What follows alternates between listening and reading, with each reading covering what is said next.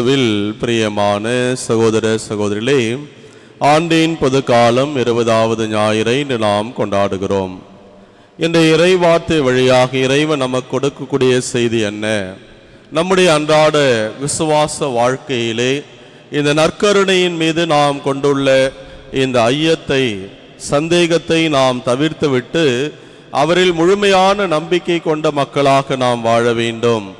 ஏனென்றால் இன்றைய இறைவார்த்தை நமக்கு சொல்வது, பேதமையை விட்டுவிடுங்கள், நீங்கள் வாழ்வீர்கள் என்கின்ற ஒரு மகிழ்ச்சியான ஒரு செய்தியைத்தான் இந்த இறைவார்த்தை நமக்கு கொடுக்கிறது. அன்பார்ந்த சகோதர சகோதரி, 20வது நூற்றாண்டினுடைய தொடக்கத்தில் ஏறக்குறைய 15 ஆண்டுகள் இயேசு சபையினுடைய தலைவராக அருட்தந்தை பெட்ரோ அருட்பே என்பவர் பணியாற்றினார். அந்த 15 ஆண்டு கால அந்த பணி வாழ்விலே அவர் அதிகமாக குருத்துவ மாணவர்களுக்கு பாடம் எடுக்கக்கூடிய ஒரு பணியை அவர் நிறைவேற்றி கொண்டிருந்தார். எனவே அந்த வார இறுதி நாட்களிலே அருகில் இருக்கக்கூடிய கிராமங்களுக்கு சென்று அந்த மக்களுக்கு மருத்துவ உதவி செய்வது, இறை வார்த்தையை அறிவிப்பது, இன்னும் சிறப்பாக கிறிஸ்தவர்கள் என்று சொன்னால் அவர்களுக்கு திவ்ய நற்கருணை கொடுப்பது போன்ற இந்த பணிகளை எல்லாம் மனநிறைவோடு அவர் செய்து வந்தார். ஜப்பானுக்கு அருகிலுள்ள அந்த ஹீரோஷிமா நாகசாகி, அந்த ஹீரோஷிமா பக்கத்தில் தான் இவருடைய அந்த குரு மடமானது இருந்தது. அப்படி இருக்கின்ற வேளையில் தான் அமெரிக்க அந்த அதிகாரிகள் இராணுவ வழியாக அந்த அணுகுண்டை வீசிய போது 80,000 மக்கள் அங்கே இறந்து போகிறார்கள். அதையும் தாண்டி இந்த குண்டடி பற்றவர்கள் குற்றுயிராக அவஸ்தைப்பட்டு கொண்டிருந்த அந்த ஒரு சூழ்நிலையிலே அருகில் இருந்த கிராமங்களுக்கு சென்று இந்த பணியை அவர் ஆற்றி வந்தார். அப்பொழுது ஒரு கிராமத்திலே 12 வயது அந்த சிறுமி நகமுராசன் என்ற அந்த சிறுமி படுத்த படுக்கையாக இருந்தார். அவரை சென்று இந்த அருட்தந்தை அருட்பே சந்தித்த பொழுது, ஃபாதர், உங்களுக்காகத்தான் நீண்ட நாட்களாக நான் காத்து கொண்டிருந்தேன். என்னுடைய உடல் முழுவதும் வெறும் காயங்களாக இருக்கிறது, என்னால் எழுந்திருக்க முடியவில்லை. ஆனால் நீங்கள் எப்பொழுது என்னை வந்து சந்திப்பீர்கள்? அந்த நற்கருணை நாதரை நான் உட்கொள்ள வேண்டும். அவரை உட்கொண்டு நான் மன நிறைவோடு என்னுடைய ஆன்மாவை கடவுளிடத்திலே நான் ஒப்படைக்க வேண்டும் என்று ஆவலோடு காத்திருந்தேன் என்று அந்த சிறுமி சொன்னாள். தந்தை அவர்கள் இந்த 12 வயதில் இவ்வளவு ஒரு நற்கருணையின் மீது பக்தியா என்று ஆச்சரியப்பட்டார். பிறகு தான் கொண்டு சென்ற அந்த மருந்துகளை கொண்டு அவர் உடலெல்லாம் காயம், அதை துடைத்து கட்டு போடுகிற பொழுது அந்த உடலில் இருந்து சதைகள் பீய்ந்து கீழே விழ ஆரம்பிக்கிறது. அந்த வலி வேதனையிலும் கூட அந்த சிறுமி எந்த விதமான முகசுளிப்பும் இல்லாமல் பக்தியோடு எழுந்து முழந்தால் படியிட்டு அந்த நற்கருணை பெறுவதற்கு முயற்சி எடுத்தார். அப்பொழுது குருவானவர் சொன்னார், இல்லம்மா வேண்டாம், நான் அப்படியே கொடுக்கிறேன் என்று அந்த திவ்ய நற்கருணையை கொடுத்த போது பக்தியோடு அதை பெற்றுக்கொண்டவர் ஒரு சில நிமிடங்களிலேயே தன்னுடைய அந்த ஆவியை கடவுளுடைய கரத்திலே ஒப்பு கொடுத்தார். அன்பார்ந்த சகோதர சகோதரர்களே, அந்த அருட்தந்தை அருட்பே தன்னுடைய அந்த 15 ஆண்டு கால வாழ்விலே எவ்வளவோ பணிகளை அவர் செய்திருந்தார். ஆனால் இந்த 12 வயது சிறுமியினுடைய அந்த நற்கருணை மீதான ஒரு பக்தி இவரை அசைத்து போட்டது. காரணம், இந்த உலகத்திலே வாழக்கூடிய நாம் எல்லாருமே நான் மெத்த படித்தவன், என்னுடைய படிப்பு, என்னுடைய ஞானம் என்பது மிக மேன்மையாக இருக்கிறது என்று மார்தட்டி சொல்லக்கூடிய மனிதர்கள் எல்லாருமே நற்கருணையின் மீது விசுவாசம் இல்லாத ஒரு நிலையிலே இந்த 12 வயது சிறுமி இவ்வளவு ஒரு ஆழமான பக்தியோடு விசுவாசத்தோடு இந்த நற்கருணையை பெறுகிறாரே. அது மட்டுமல்ல, அந்த நற்கருணை உண்ட பிற்பாடு அந்த ஆண்டவரில் அவருடைய ஆன்மாவை ஒப்படைத்த விதம் இவரை ஆச்சரியப்படுத்தது, அவரை மெய்சிலிர்க்க வைத்தது.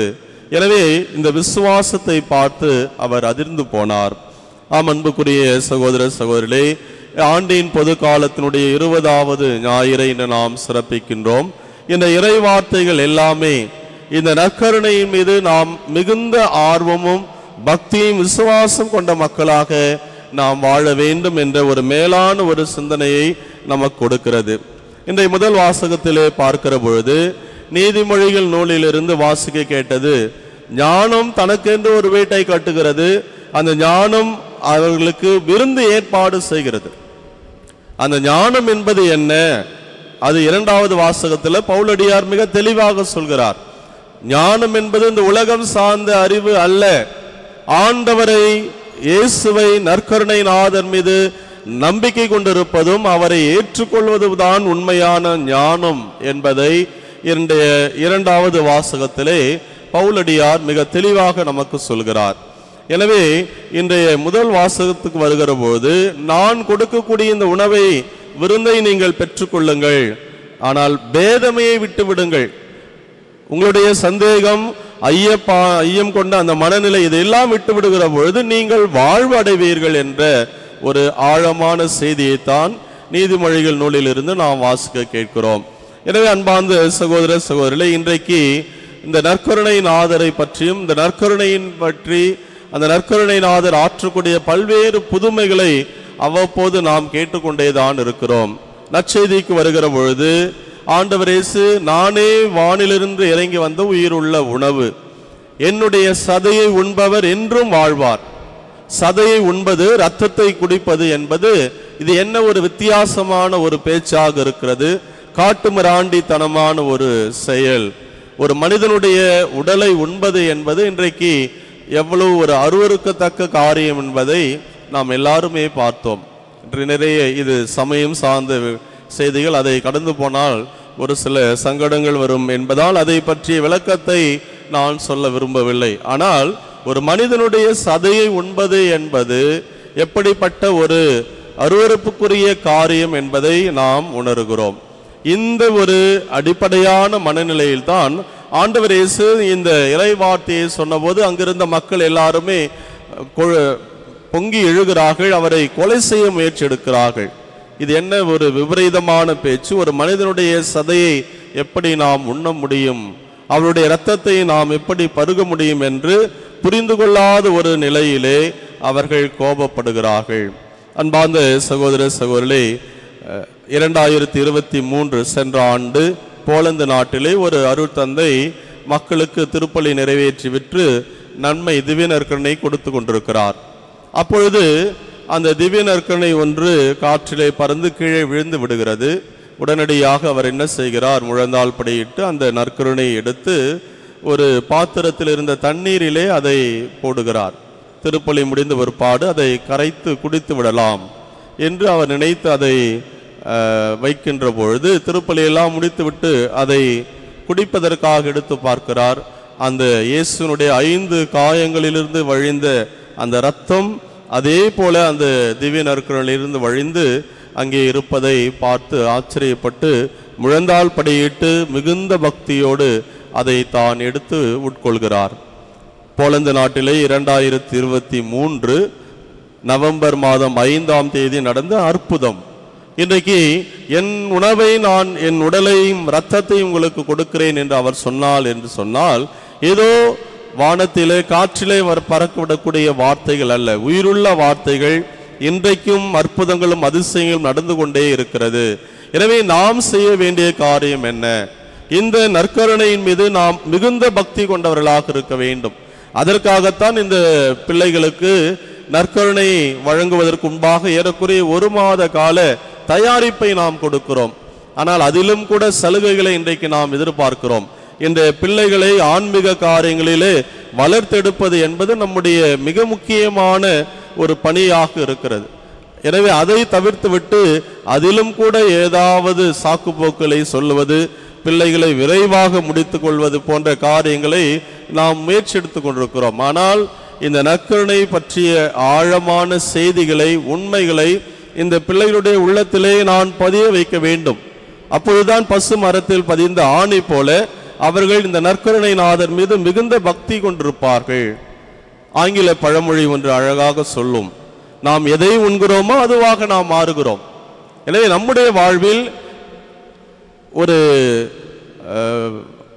சைவ உணவு, அசைவ உணவு, 2 உணவு சாப்பிடுவதற்கான வித்தியாசம் ஒவ்வொரு மனிதனுடைய வாழ்வில் அவனுடைய செயல்பாட்டில் இருக்கிறது என்று அறிவியல் வல்லுநர்கள் மிக அழகாக அதை உறுதி செய்து காட்டுகிறார்கள். நாம் எதை உண்கிறோமோ அதுவாக மாறுகிறோம். கரடுமுரடான உணவுகளை உட்கொள்கிற பொழுது நம்முடைய செயல்பாடுகளும் அப்படித்தான் இருக்கும். எனவே அந்த விதத்தில் பார்க்கிற போது இந்த ஆண்டவரை நற்கருணையாதரை நாம் உட்கொள்கிறோம் என்றால் நாம் அவராக மாற வேண்டும். மறு கிறிஸ்துவாக நம்முடைய உலகிலே நாம் வாழ்ந்தால்தான் நம்முடைய கிறிஸ்துவ வாழ்வு ஒரு அர்த்தமுள்ள வாழ்வாக இருக்கிறது. கிரகம் என்ற ஒரு மிக மறை போதகர் புதுடில்லிக்கு வருகிறார். அப்போது ஒரு இந்து சகோதரர் அவரை சந்தித்து பேசி உரையாடி கொண்டிருந்த போது அவர் சொன்ன வார்த்தை, நான் இயேசுவின் மீது ஆழமாக நம்பிக்கை கொண்டிருக்கிறேன், ஆனால் கிறிஸ்தவர்கள் மீது எனக்கு அவ்வளவான ஒரு ஈடுபாடு இல்லை. எப்பொழுது நான் ஒரு உண்மையான கிறிஸ்துவை போல வாழக்கூடியவர்களை நான் பார்க்கிறேனோ அன்றைக்கு நானும் கிறிஸ்தவனாக மாறுகிறேன் என்ற ஒரு உத்தரவாதத்தை அந்த மனிதரிடத்திலே சொன்னார். ஒரு சில நாட்கள் அவரோடு அங்கு தங்கியிருந்த ஒரு சூழலிலே இந்த சகோதரர் கிரகாம் அவரை ஒவ்வொரு நாளும் அவரை உன்னிப்பாக கவனித்து கொண்டிருந்த அந்த இந்து சகோதரர் 10 நாட்கள் கழித்து வந்து அவரிடத்திலே சொன்னார், இதோ நான் உனக்கு கொடுத்த அந்த வாக்குறுதி, எப்பொழுது ஒரு உண்மையான கிறிஸ்தவனை நான் பார்க்கிறேனோ நானும் கிறிஸ்தவனாக மாறுவேன் என்று சொன்னேன் அல்லவா, உங்களை கடந்த 10 நாட்களாக கவனித்து கொண்டிருந்தேன். உங்களுடைய செயல்பாடு, உங்களுடைய வார்த்தை, உங்களுடைய சொல் எல்லாமே அந்த கிறிஸ்துவை பிரதிபலிப்பதாக இருந்தது.